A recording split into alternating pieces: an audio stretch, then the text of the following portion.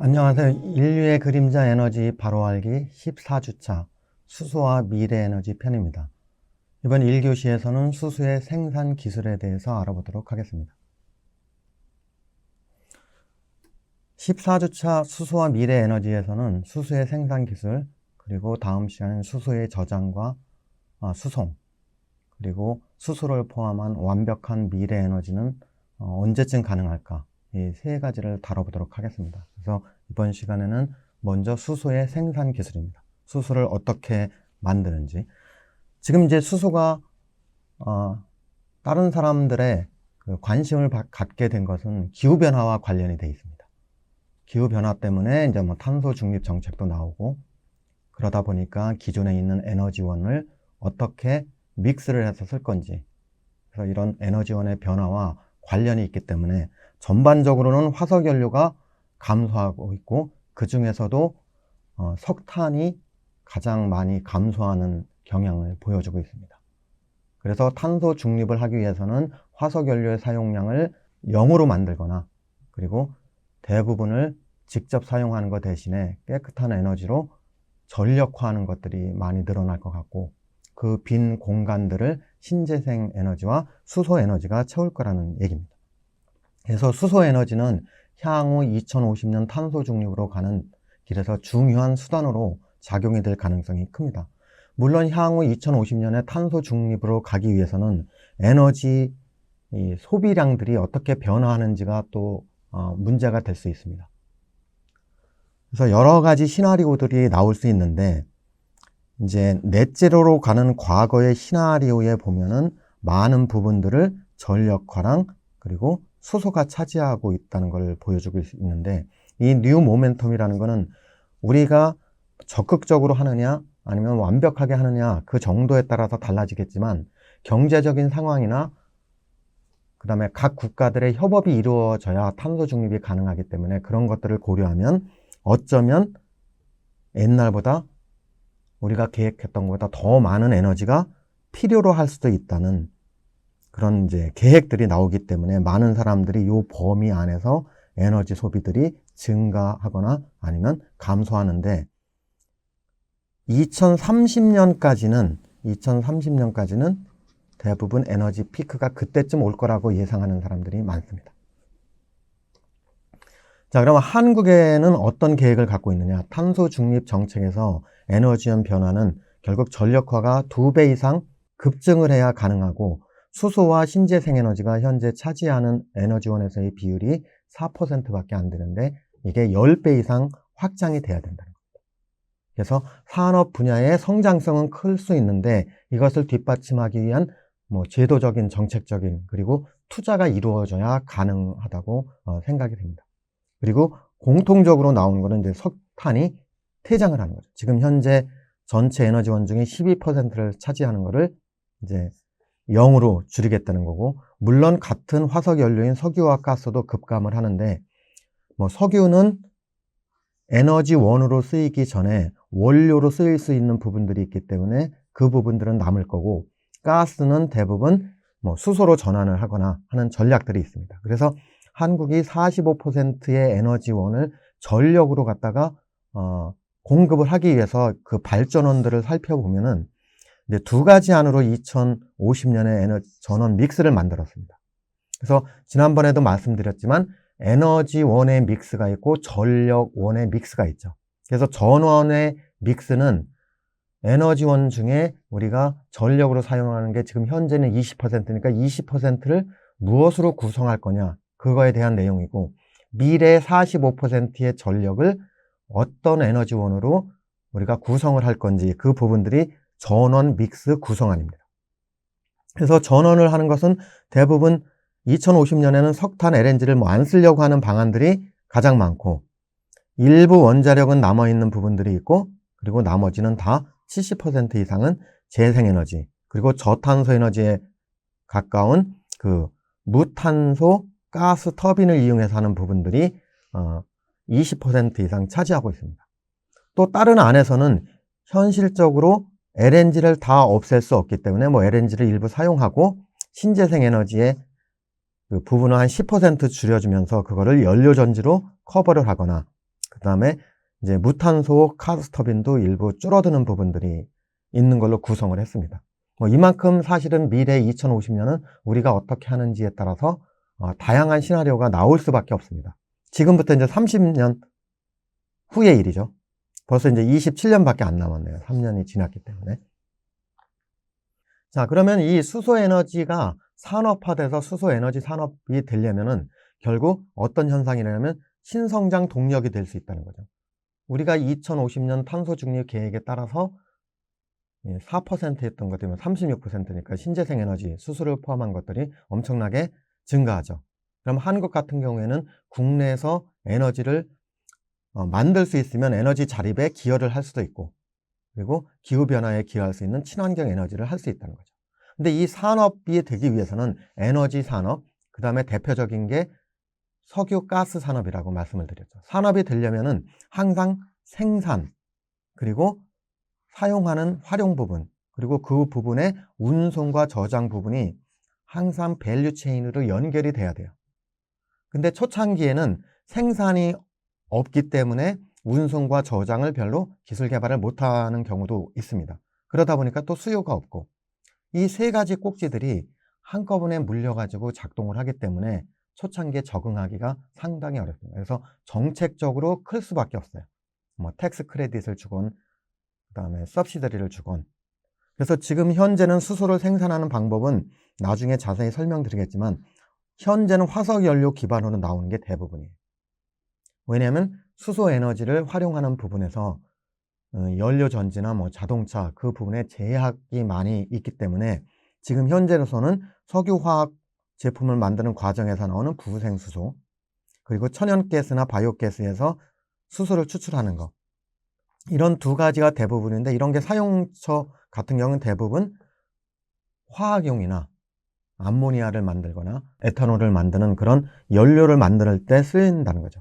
그리고 이제 미래에서는 결국 재생에너지를 쓸 수밖에 없는데, 한국이 만약에 화석연료를 장기적으로 안 쓰고 신재생 에너지를 가지고 전력을 이용해서 물을 수전해 하면은 수소가 발생될 수 있죠. 근데 이런 부분들이 한계가 있기 때문에 아마 60에서 70%의 향후 수소의 사용량은 해외에 의존할 수밖에 없습니다. 그래서 이게 어떻게 보면은 에너지 자립이 완벽하게 일어나지 않을 수도 있어요. 우리가 수소 사회로 간다고 해도 한국은 그냥 에너지 독립이 멀어질 수도 있다는 얘기입니다. 자, 그러면 이제 수송을 하는 경우에는 일반적으로 파이프라인을 수송을 할 수도 있고, 거리에 따라 다르겠지만 튜브를 이용해서 트레일러로 나누는 경우도 있고, 액화시켜서 액화 탱크로 나르는 경우죠. 압축을 하거나 파이프라인을 하거나 아니면 액화를 시킬 수 있죠. 그리고 이거를 활용하는 거는 이제 우리가 자동차 연료로 쓰이는 수송용, 그 다음에 집에서 우리가 가정용에서 실제로 수소를 연소를 해서 쓸 수도 있거나, 전지를 만들어서 쓸 수 있는 이런 발전용, 그 다음에 얘를 직접 연소를 할 수도 있습니다. 그래서 얘를 가스 터빈으로 활용하는 방법들도 있습니다. 이러기 위해서는 대규모 인프라가 필수적으로 따라와야 된다. 자, 수소에너지의 장점은 당연히 수소를 연소를 시키더라도, 수소를 우리가 연소를 시킨다는 것은 산소를 만난다는 거죠. 물만 나와요. 물하고 에너지가 나오는 거죠. 그러니까 친환경일 수밖에 없죠. 여기 앞에 맞추려면은 2개 하고 이 앞에 2개를 하면 되죠. 그래서 수소 2분자를 태워서 물이 2분자가 나오고 에너지가 나온다는 거죠. 그래서 생산도 다양한 소스로 생산을 할 수가 있다 그랬죠. 화석연료 기반에 그 다음에 물을 수전해 하거나 바이오가스에서 나올 수 있는 부분들도 있고, 그 다음에 화석연료와 달리 말씀드린 대로 CO2를 방출하지 않기 때문에 좋다는 거죠. 그리고 이런 것들이 그 전기 에너지 효율이 35%, 발전소에서 화석연료를 연소시켜서 발전을 하면 효율이 35%밖에 안 되는데, 얘를 수소에너지를 직접 연료전지로 하게 되면은 80%에 가까운 에너지 효율을 얻을 수 있다는 거죠. 물론 수소를 만들면서 에너지를 많이 쓰죠. 그 다음에 이제 저장하는 부분들이 이제 어떻게 될지가 이제 문제가 될 수 있습니다. 왜냐면 이게 천연가스와 마찬가지로 부피가 크기 때문에 이 부피를 줄여서 수송을 하거나 운송하는 방법들이 아니면 저장하는 것들이 문제가 될 수도 있습니다. 이것들은 이제 뒤에서 다시 한번 설명을 드리겠습니다. 그리고 소비도 다양한 부분에서 가정용, 산업용, 수송용으로 쓸 수 있다는 것이 수소에너지의 장점입니다. 공급을 원활하게 하고 충분한 양을 값싸게 공급할 수만 있으면 가장 좋은 에너지 중에 하나라고 볼 수 있습니다. 자, 수소를 이제 공급하는 쪽에서 보면 결국 에너지원을 저장하고 전환하는 거에 하나로 볼 수가 있다는 거죠. 일반적으로는 수전에 물을 전기 분해해서 하니까 전기가 필요하죠. 그 다음에 탄화수소를 분해하려면 하이드로카본을 갖다가 분해하는 거기 때문에 여기서는 탄소가 나올 수밖에 없습니다.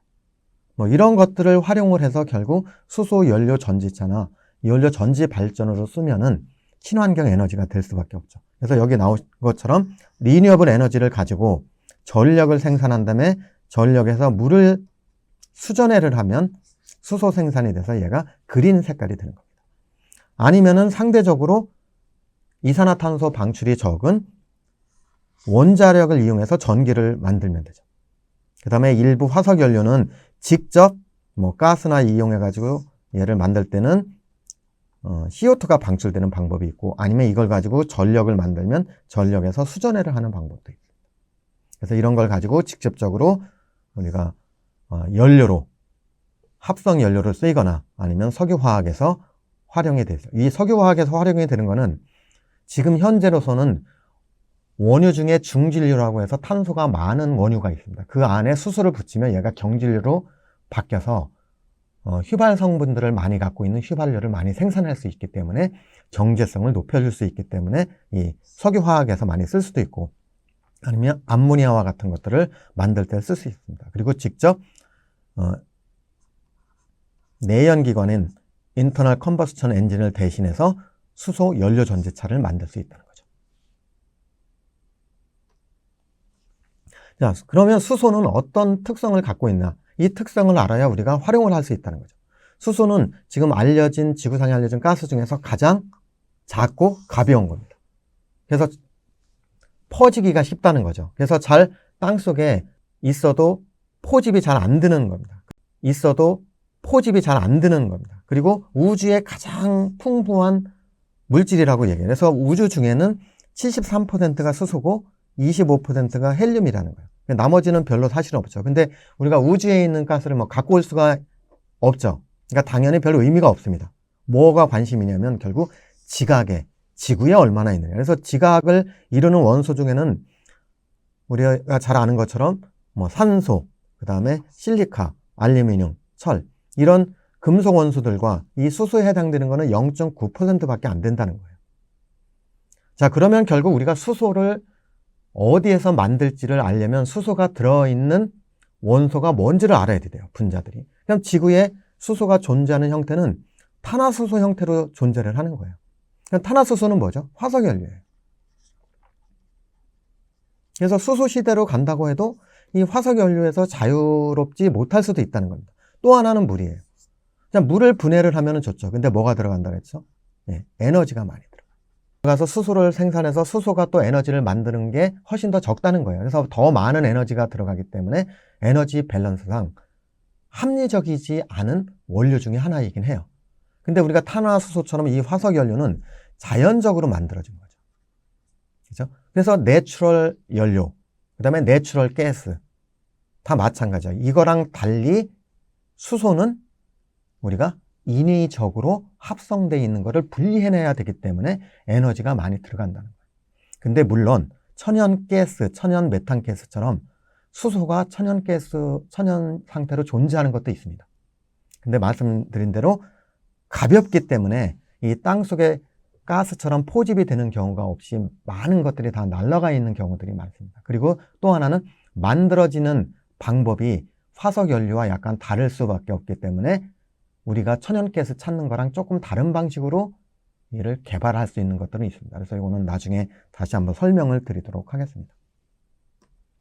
자, 그럼 수소의 생산 방식을 좀 구체적으로 알아보면 지금 현재는 이제 뭐 화석 연료를 개질하거나 부생가스로 나오는 게 많습니다. 그래서 제철 산업이나 석유화학 정제할 때 부생가스로 나오면 이 부생가스를 활용하는 방법이 있고, 또 하나는 우리가 인위적으로 화석 연료, 메탄가스랑 아니면 그 석유, 석탄과 같이 탄화수소로 되어 있는 화석 연료를 가지고 여기다 뭐를 집어넣으면 수증기 개질이라고 그랬죠. 물을 집어넣는 거예요. 물을 집어넣어서 고온으로 가열을 하면은 여기에서 수소도 나오고 또 하나는 CO2도 나오겠죠. 그 다음에 가장 그린 색깔로 나와 있는 신재생 에너지 기반의 전력을 생산해서 이런 간헐성을 특성을 갖고 있는 신재생 에너지를 활용해서 물을 수전해 하면은 수소를 생산할 수 있죠. 근데 이 수전해 할 때 들어가는 이제 수전해 하는 그 장치들이 전기를 많이 사용하고, 그리고 그 안에 들어가는 뭐 금속 재료나 멤브레인, 그 다음에 전해질 같은 것들이 또 사용이 될 수밖에 없습니다. 그래서 이런 다양한 방법, 우리가 얘기한 그린, 재생에너지 기반의 블루, 그레이. 근데 그레이랑 블루는 거의 같다고 보는데 다른 점은 뭐냐면 CO2를 우리가 포집을 해서 묻어주면은 CCS랑 연계를 하면 블루수소가 되는 겁니다. 자, 그러면 이런 것들이 결국 물을 얼마나 사용하고 탄소 배출량이 얼마나 되는지, 그래서 일반적으로 석탄을 이용해서 수소를 하게 되면 1kg의 수소를 생산할 때 13에서 16 정도의 CO2를 방출한다는 거죠. 근데 천연가스는 사실은 더 적은 거를 배출합니다. 천연가스는. 그리고 천연가스 배출된 것 중에 이 CO2를 갖다 포집하고 일부 포집 안 되는 것만 배출하기 때문에 블루수소는 상대적으로 다른 것들에 비해서 이산화탄소 배출을 공기 중으로 덜 한다는 거죠. 물론 수소를 생산하는 과정에서 발생되는 양은 똑같지만 얘를 포집을 하고 포집이 안 되는 부분이 효율성을 감안하면 적기 때문에 그 부분들을 감안하면 상대적으로 훨씬 더 깨끗하다. 그런데 비용이 추가가 되겠죠. CCS하는 이산화탄소를 포집해서 저장하는 그 비용들이 추가될 수밖에 없다는 거예요. 그래서 결국 어떤 방법, 어떤 원료를 써서 수소를 생산하는지에 따라서 탄소 배출량의 차이가 되고, 또 하나는 배출되는 탄소를 CCS랑 연결해서 처리하는 것들에 따라서 다양한 방식이 존재할 수 있습니다. 자, 여기에 더해서 이 세 가지 말고 다른 방법들이 많이 나오는데, 뭐 방법은 똑같습니다. 여기에서 나온 뭐 그레이도 있고 블루도 있고, 그 다음에 이 내추럴 가스에서 CO2를 방출하지 않고 열 분해를 해서 고체 상태로 만드는 거예요. 그러니까 탄소를 고체화시키면은 대기 중으로는 방출이 없죠. 그 대신에 이 에너지는 파이롤리시스라는 거는 열이 들어간다는 뜻은 엄청나게 많은 열이 들어가서 하이드로카본을 탄소랑 수소로 완전히 분해를 해서 이 탄소를 기체 상태가 아니라 고체 상태로, 솔리드 상태로 만들면 탄소가 방출이 안 되겠죠. 그러니까 석탄화하는 거랑 거의 같을 수도 있습니다. 그 다음에 뭐 바이오가스나 리뉴어블 가스로 나와 있는 우리가 이제 그린 가스는 했었고, 또 하나는 이제 옐로우 하이드로젠이라는 말을 쓴 거는 이제 뉴클리어로 나오면 리뉴어블 에너지랑은 다르기 때문에 방법은 똑같이 수전의 방법을 쓰는 거예요. 근데 여기서 이제 다양한, 이거보다 더 다양한 색상 코드들이 있어요. 뭐를 원료로 해서 쓰는지, 그 다음에 거기에 머티리얼은 뭐를 가지고 할 건지, 그 다음에 공정이 뭐가 들어가는지. 근데 보시면 공정에 뭐가 있어요. 대부분의 공정의 온도가 900도 가까이 된다는 거예요. 근데 일부는 이제 수전에 하는 경우에는 고온이나 저온 두 가지 방법들이 있을 수는 있죠. 자, 이 얘기는 뭐냐면 어떤 방법을 써서 수소를 생산하던 천연 수소로 생산하지 않는 한 많은 양의 에너지가 들어간다는 거예요. 그래서 제가 여러 번 말씀드렸지만 에너지에는 공짜가 없다는 겁니다. 사용하는 것도 그렇고 만드는 것도 그렇다는 거예요. 자, 그러면 수소의 생산과 이산화탄소는 앞에서 말씀드린 것처럼 결국 그레이 수소는 화석 연료 기반으로 수소를 생산하는데 이산화탄소가 대기 중으로 방출이 돼서 그냥 내버려 두는 겁니다. 보고 있는 거예요. 근데 얘를 포집을 해서 땅 속에 집어넣으면 일부 포집이 안 되는, 포집 효율에 따라서 포집이 안 되는 게 뭐 10% 가까이 될 수도 있기 때문에 이 부분들만 대기 중으로 나가고 나머지 90% 이상의 CO2는 땅속에 안전하게 격리시킬 수 있기 때문에 얘를 색깔을 블루라고 하는 거예요. 그러니까 기작은 똑같습니다. 그 나머지 이제 그린은 에너지 자체가 전기를 쓰는 거예요. 전력을 이용해서 물을 수전해요. 그럼 뭐가 나오죠? 산소가 나와요. 그리고 수소가 발생한다. 그러니까 결국 CO2 방출이 하나도 없기 때문에 넷제로에서 모든 국가들이 관심을 갖고 있는 것은 그린 하이드로젠이에요. 그런데 각 나라마다 뭐가 다르겠어요? 그렇죠? 전력을 생산하는 능력도 다르고 신재생 에너지의 여력도 다 다르다는 거죠. 다 똑같을 수가 없다는 거예요. 꿈이긴 하지만 이 꿈이 어떤 속도로 어떤 크기로 발달할지는 그 나라의 정책에 따라 다르더라고요. 근데 그런 정책들은 결국 그 나라의 경제 상황을 고려하지 않을 수 없다는 거예요. 그래서 갈 길이 생각보다 계획을 실행하는 데는 어려움이 따를 가능성이 높다는 겁니다. 자, 그럼 화석 연료 기반의 수소 생산은 어떻게 하면 하이드로카본에다가 스팀을 넣어서 열을 가하는 거예요.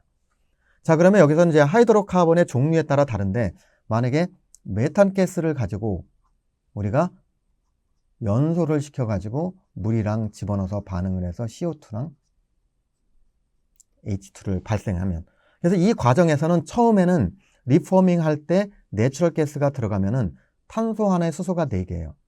근데 석탄은 탄소 하나에 수소가 하나씩 붙어 있으니까 수소가 훨씬 더 많죠. 이 상대적으로 탄소가 많다는 거예요. 그래서 7이 나오는 거는 원료를, 화석 연료를 천연 가스를 썼을 때는 수소 1kg 생산할 때 한 7kg 정도의 이산화탄소가 발생을 하는 거고, 만약에 석탄을 쓰면 탄소가 더 많으니까 4배 정도 많겠죠. 4, 7이 28. 29kg에 해당되는 거는 석탄을 연료로 해서 우리가 물을 스팀으로 집어넣고 수소랑 이산화탄소를 방출할 방식으로 수소를 생산할 때 그 정도가 됩니다. 뭐 이때 가정은 뭐 에너지 효율이 75%라고 가정을 한 거예요. 그래서 이런 방식으로 할 땐 처음에는 일산화탄소가 나와요. 그래서 그 일산화탄소를 물이랑 같이 넣고 하게 되면 얘가 이산화탄소랑 수소라는 거예요. 근데 왜 그냥 얘를 하느냐? 일산화탄소는 엄청나게 해롭습니다. 이 치사량이 낮은 그 컨센트레이션 농도에서도 치사량이 높기 때문에, 그리고 이 상태에서 이제 수소가 만들어지기 전이죠. 그래서 이제 이 수소를 격리하고 여기서 나오는 에너지를 가지고 다시 스팀을 만들 때 쓰는 거죠. 그래서 지금 현재 뭐 이런 비용들을 감안하면은 뭐 3불에서 7불까지 되는데, 여기 화석연료 기반은 3불 이하로 수소를 생산할 수 있다는 겁니다. 상대적으로 신재생 에너지를 사용해서 일렉트롤리시스 하는 수전에 의해서 훨씬 더 싸게 그 가격이 책정이 되어 있습니다. 자, 그러면 수소 생산하고 연료 전지는 뭐냐면, 우리가 연료 전지는 뭐를 한 거죠? 전지니까 배터리죠. 전력을 생산할 수가 있어요. 그렇죠? 동력이나. 자, 근데 이 전력을 사용해서 물을 전기분해해서 수소를 생산하는 거예요. 그 이 수소 생산된 수소를 가지고 다시 전기를 만드는 거죠. 자, 제가 에너지가 전환이 되면 항상 뭐가 생기죠? 손실이 생기죠. 그래서 전기를 그러면 그냥 전기를 쓰면 되지, 굳이 왜 그 전기를 가지고 수소를 만들어서 다시 수소를 가지고 에너지 손실을 감당하면서 다시 전력을 만드느냐? 첫 번째는 용도가 전기 형태가 아닌 형태를 쓸 수 있다는 장점이 있고, 그 다음에 전기를 남는 여유 전력이 많다는 거죠. 사용하지 않는 전력은 없어져요. 그래서 남는 여유 전력을 가지고 수소를 생산하면은 뭐가 되느냐? 수소가 에너지를 저장하는 저장 장치가 된다. 그래서 실제적으로는 연료 전지와 반대 현상이 되는 게 수소 생산 기법이에요. 그래서 두 개는 똑같은 작동 원리라고 보시면 되겠습니다. 자, 그러면 수전에 의해서 하는 거는 결국 뭐에 따라 다르냐? 물과 전기를 이용해서 수소와 산소를 생산하는 거예요. 분해하는 거예요.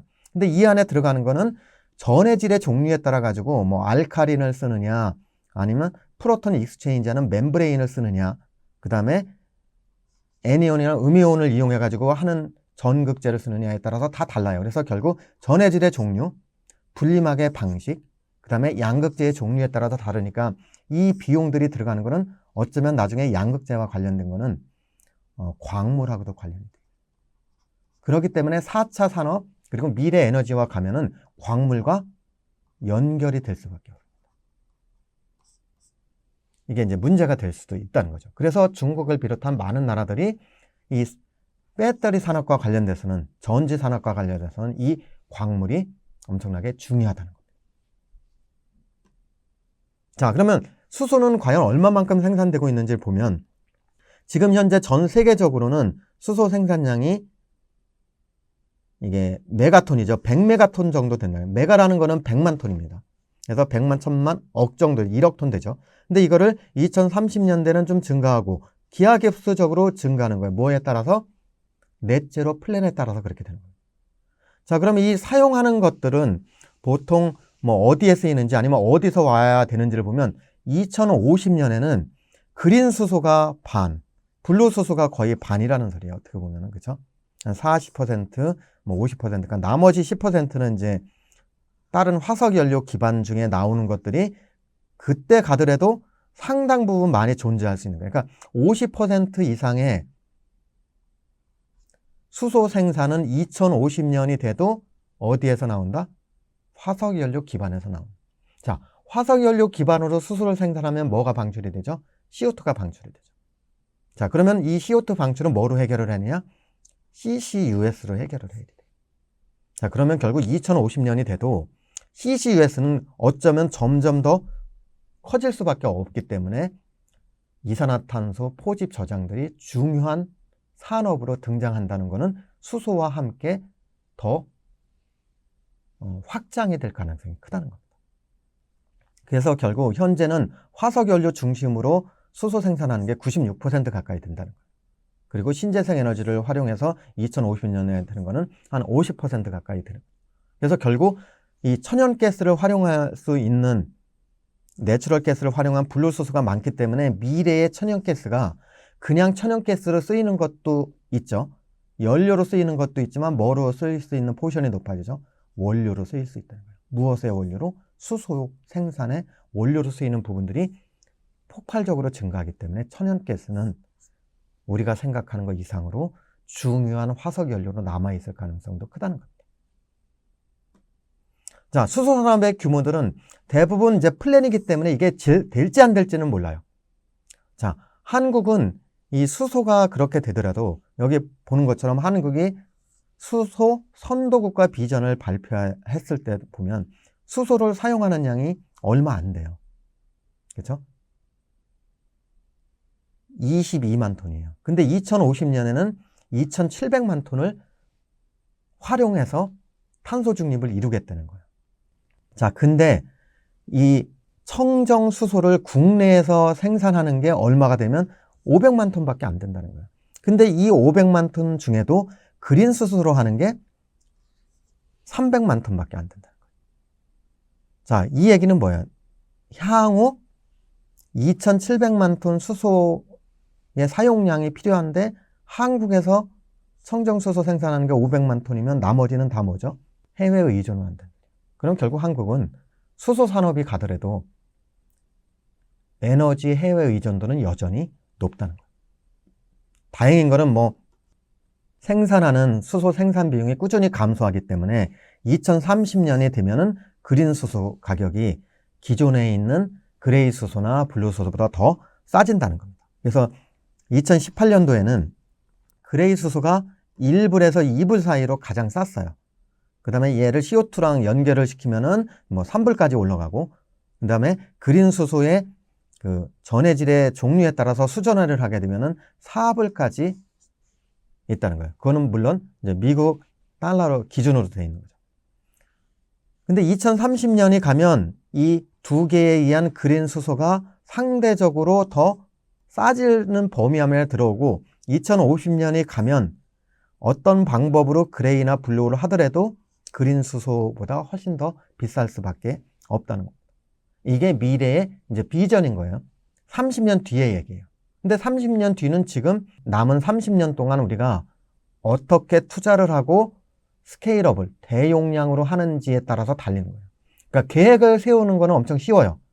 그러나 그거를 실천할 수 없는 상황이 되거나 실천할 의지가 없으면 아무런 소용이 없다는 겁니다.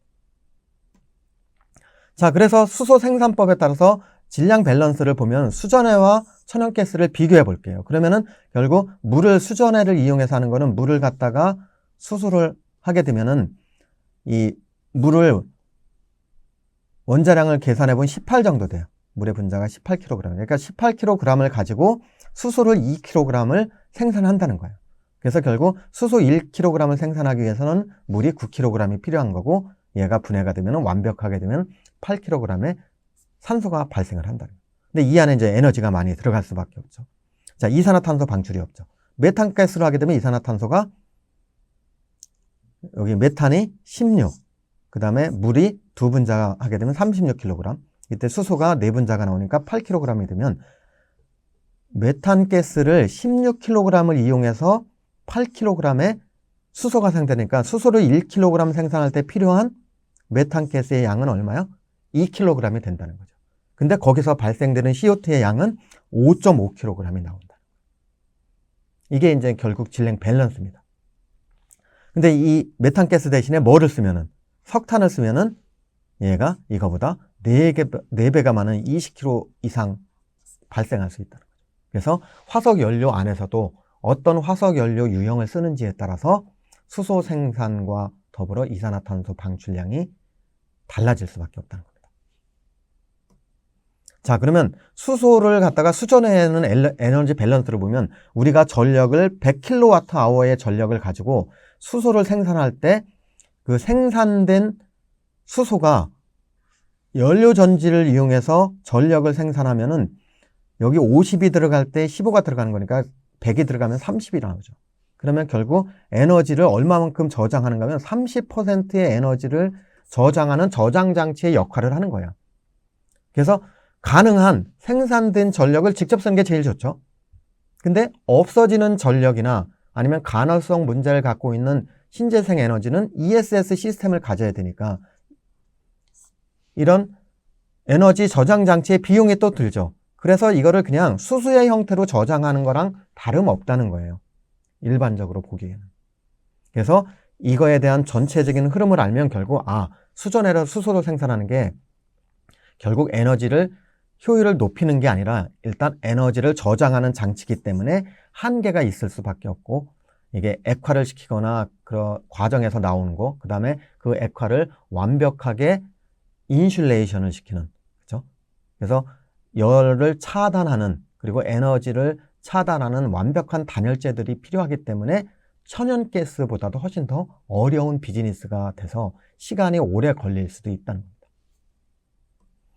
자, 그러면 결국 탄화수소는 그럼 끝났느냐? 그래서 결국 수소 안에 하나의 용도를 갖고 있는 게 탄화수소죠. 왜냐하면 탄화수소는 탄소와 수소로 되어 있기 때문에 이 수소에 관심이 있으면, 일부 탄화수소 시대가 없어지면 우리는 이걸 가지고 뭐를 하려고 하는 사람들이 많으냐? 분류수소를 생산하려고 하는 거죠. 2050년이 돼도 한 반 이상 정도는 분류수소로 생산할 수밖에 없다고 얘기를 했죠. 석탄을 이용하건 아니면 가스를 이용하건. 그래서 결국 비전통 자원처럼 가스나 오일을 이용해서 탄소 기반의 수소를 생산하는 거는 2050년이 지나도 큰 수요가 있을 거라는 생각들을 하는 거예요. 왜냐하면 탄화수는 기본적으로 탄소와 수소로 이루어졌기 때문에 에너지만 많이 가하면 얘를 탄소와 수소로 분리하는 거는 어렵지 않다는 거예요. 문제는 뭐예요? 많은 에너지가 들어간다는 거죠. 자, 그래서 이런 것들을 결국 CCS랑 연계해서 하는 것들을 많이 하고, 일부 국가에서는 이 땅 속에 있는 원유를 연소를 시키는 거예요. 그럼 연소를 시키면 이 안에 한 10% 이상의 수소가 발생을 하면 그 수소를 가지고 지표에서 멤브레인을 이용해서, 분리막을 이용해서 가장 작은 수소만 빠져나올 수 있게 한다는 거죠. 그래서 뭐 다양한 기술들이 있어요. 아직 상용화가 된 건 아니지만 이런 것들을 미래 탄소 중립과 연계해서 미리 기술 개발을 하거나 투자하려고 하는 사람들이 많이 늘어나고 있다는 거예요. 그리고 말씀드렸듯이 천연수소를 우리가 실제로 탐사하고 생산하는 방법도 있습니다. 그래서 과거에 이제 사문석이라는 돌이 만들어질 때 이 지열에 의해서 깊은 곳에 들어가면은 마그마에 의해서 열도 많고, 그 다음에 철이 많은 고철질 광물들에 물이 반응을 하게 되면은 수소가 발생을 해요. 근데 이 수소가 이렇게 갇혀있는 구조를 만나야 되는데 여기는 퇴적감이 별로 없는 지역에서는 다 지상으로 빠져나간다. 그래서 수백 ppm의 수소의 농도를 가진 지역도 있다는 소리예요. 근데 그 지역에는 큰 식물들이 자라지 않기 때문에 뭐 잔디처럼 목초만 자라서 이렇게 동그랗게 서클을 이루는데 이 서클을 우리가 뭐 요정 서클, 페어리 서클이라고 얘기를 부르는 경우도 있어요. 그래서 몇 개 아프리카의 말리나 아니면은 호주, 브라질, 미국 등에서는 이런 천연 수소를 그냥 자연이 만들어 놓은 수소를 탐사해서 생산하는 석유가스랑 똑같은 원리로 하려고 하는 일들이 지금 벌어지고 있습니다. 그래서 지하에 매장되어 있는 천연 수소를 우리가 화이트 수소 아니면 뭐 돈이 많이 되기 때문에 골드 수소라는 말로 사용을 하고 있습니다. 네, 이상으로 1교시 강의를 마치도록 하겠습니다. 감사합니다.